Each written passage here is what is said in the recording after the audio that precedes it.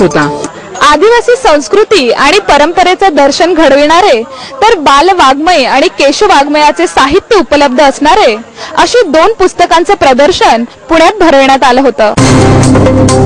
हे पुस्तक प्रदर्शन 1 ते 8 जानेवारी दरम्यान भारत इतिहास संशोधक मंडळात असणार आहे। या पुस्तक प्रदर्शनावेळी माजी खासदार प्रदीप रावत म्हणाले, या प्रदर्शनात शैक्षणिक, वाङ्मयीन, बालवाङ्मय, कोशवाङ्मय ही साहित्य पाहावयास मिळतील। रावत पुढे बोलताना म्हणाले, आपल्याला वेगवेगळ्या भाषेतून लेखन पाहायला, पण त्यातही आपल्या मातृभाषेची स्थिती ही चांगली आणि समाधानकारक असल्याचं माजी खासदार प्रदीप रावत यांनी यावेळी सांगितलं। झपाट्याने वाढत असलेले औद्योगिकरण, शहरीकरण, पाश्चिमात्य संस्कृतीचे अंधानुकरण या प्रक्रियांमुळे आदिवासी संस्कृतीचा अनमोल ठेवा नष्ट होण्याच्या मार्गावर असून त्याचे जतन, संवर्धन न झाल्यास हा अनमोल ठेवा लोप पावण्याची भीती आहे। आदिवासी संस्कृतीचा अनमोल ठेवा काळाच्या दृष्टीआड होऊ नये म्हणून शासकीय, निमशासकीय स्तरावर मोठ्या प्रमाणावर प्रयत्न करण्यात येत आहे।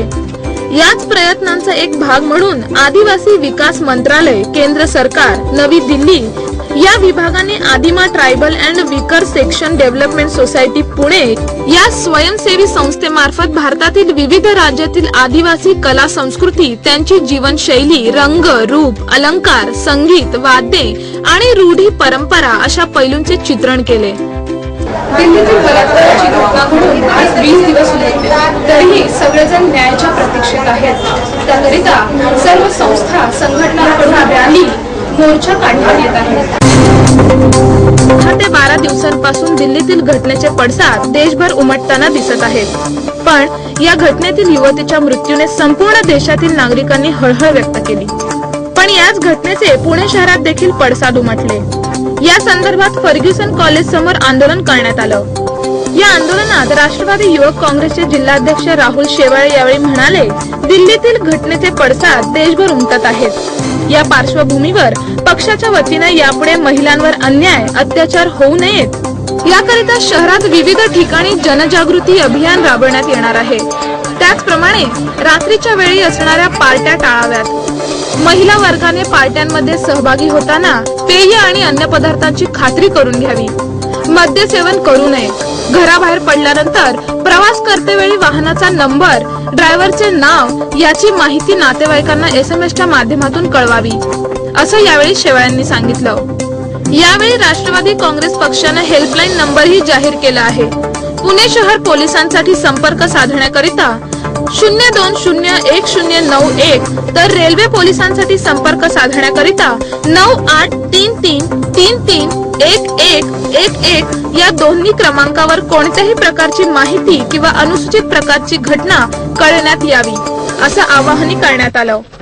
पुणे आंतरराष्ट्रीय चित्रपट महोत्सव 10 जानेवारी तर किर्लोस्कर वसुंधरा आंतरराष्ट्रीय चित्रपट महोत्सव 25 जानेवारी पासून सुरू होतोय। पुणे फिल्म फाउंडेशन आणि महाराष्ट्र शासनाच्या वतीनं 11 व 10 जानेवारी ते 17 जानेवारी 2013 या कालावधीत रंगणार आहे।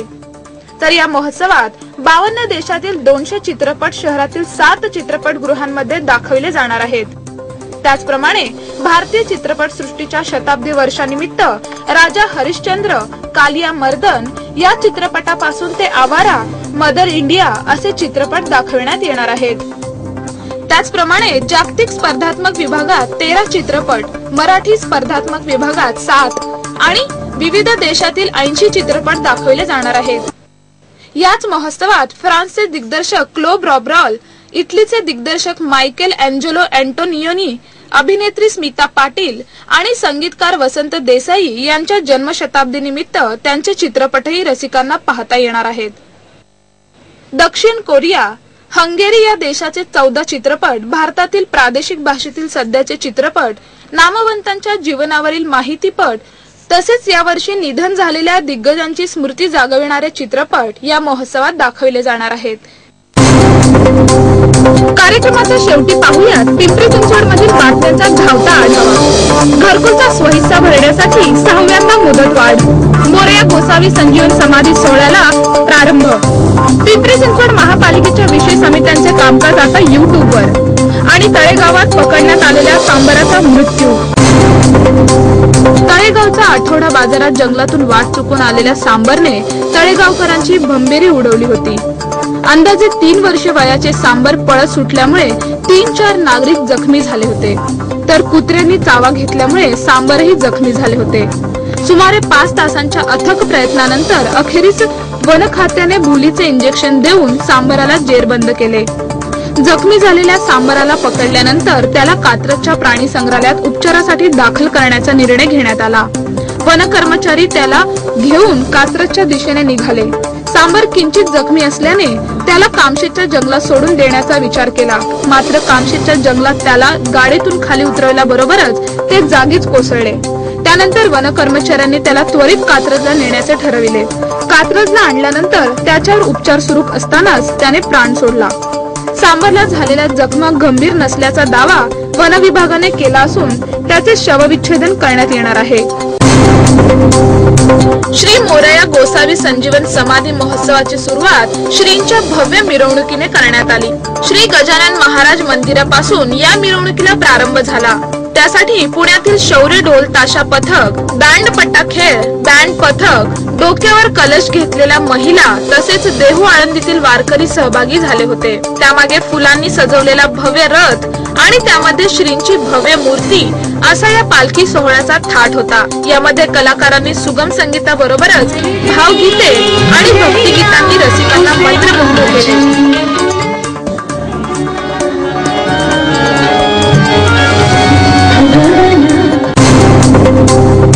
शीतल जुनगडे ही भोसरी येथे राहत असून हिंजवडीतील एका कंपनीत नोकरी करते. ती आणि तिची बहीण दररोज PMPL ने प्रवास करतात, पण तरीही असुरक्षिततेची भावना त्यांच्या मनात असते. आजची स्त्री सुरक्षित राहिली तर देश वाचेल आणि समाजाची जडणघडण होईल. या धोरणातून शीतल सकाळी 9 वाजल्यापासूनच पिंपरीतील डॉक्टर बाबासाहेब आंबेडकर चौकात दामिनीला न्याय द्या हा फलक हातात घेऊन एकटी निदर्शन करीत होती. मात्र तिच्या या संवेदनशीलतेला साथ देण्यासाठी पिंपरी चिंचवड नगरामधून 1 वाजेपर्यंत कुणीही तिच्या आंदोलनात सहभागी झालं नाही. दुपारी 1 नंतर 2 युवक तिच्या या आंदोलनात सामील झाले. मात्र त्यानंतर शहरातील अनेक राजकीय सामाजिक क्षेत्रातील लोकांनी शीतलच्या आंदोलनात भाग घेतला. दिल्लीतील सामूहिक बलात्कार घटनेच्या पार्श्वभूमीवर महिलांवर होणाऱ्या अत्याचार, छेडछाडीच्या घटना रोखण्यासाठी पिंपरी चिंचवड शहरासाठी पुणे शहर परिमंडळ 3च्या वतीने स्वतंत्र हेल्पलाईन सुरू करण्यात आली आहे. यासाठी पीडित महिला आणि मुली थेट 77092646646 या क्रमांकावर तक्रार नोंदवू शकणार आहेत.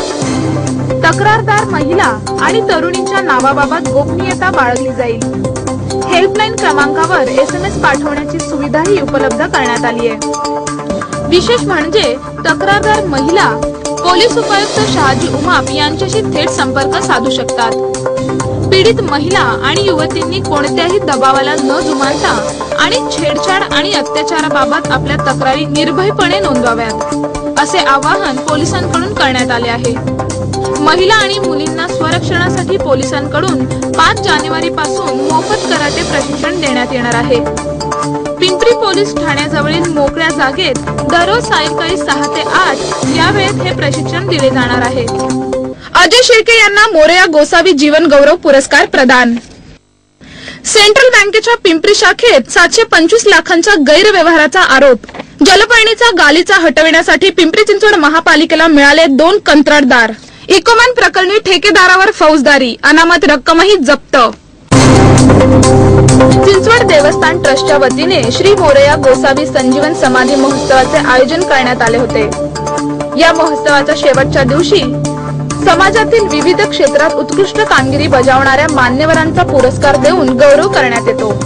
यावेळी ट्रस्टच्या वतीने महाराष्ट्र क्रिकेट असोसिएशनचे अध्यक्ष अजय शिर्के यांना मोरया गोसावी जीवन गौरव पुरस्काराने गौरवण्यात आले. तसेच एव्हरेस्ट वीर श्रीहरी तापकीर, पर्यावरण जनजागृतीसाठी विराज गुपचूप, आंतरराष्ट्रीय योग स्पर्धेत सुवर्ण पदक पटकावणारी जुईली पटवर्धन, अपंगांसाठी कार्य करणारे विश्वनाथ वाघमोडे, मूर्तिकार नंदकुमार इंगळे, गुणवंत शिक्षक अशोक बंदिष्टी, गायिका डॉक्टर वंदना घांगुर्डे, चंद्रशेखर काळे आणि नारायणदेव यांचाही मोरया पुरस्काराने गौरव करण्यात आला. भारत केसरी विजय गावडे तसेच मिस्टर युनिव्हर्स किताब पटकाविणारा शरीर सौष्ठवपटू संग्राम चौगुले यांचाही विशेष सत्कार करण्यात आला।